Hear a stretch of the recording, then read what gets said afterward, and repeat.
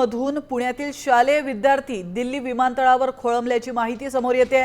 पुण्यातील जिल्हा परिषदेच्या शाळेतील विद्यार्थी दिल्ली विमानतळावर अडकल्याची माहिती आहे। देशभरात इंडिगो विमान सेवांमध्ये झालेल्या उशिरामुळे विद्यार्थ्यांना याचा फटका बसलाय।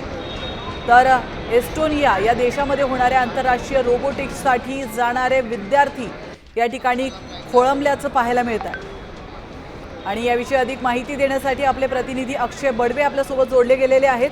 अक्षय, आपण पाहतोय दिल्लीमध्ये इंडिगोची सेवा ही ठप्प झालेली आहे। अनेक लोकांना, देशातील अनेक लोकांना याचा फटका बसलेला आहे। मात्र पुण्यातील शालेय विद्यार्थी देखील या ठिकाणी अडकले आहेत। नेमकं काय घडलंय?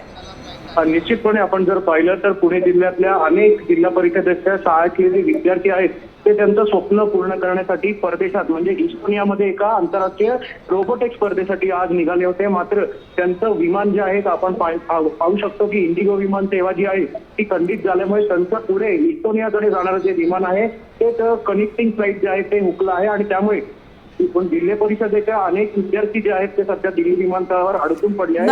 नक्कीच अक्षय, धन्यवाद तुम्ही दिलेल्या महत्त्वपूर्ण माहितीबद्दल। आता या विद्यार्थ्यांचं झालेलं हे शालेय नुकसान नेमकं कोण भरून काढणार असा महत्त्वाचा प्रश्न निर्माण होतोय।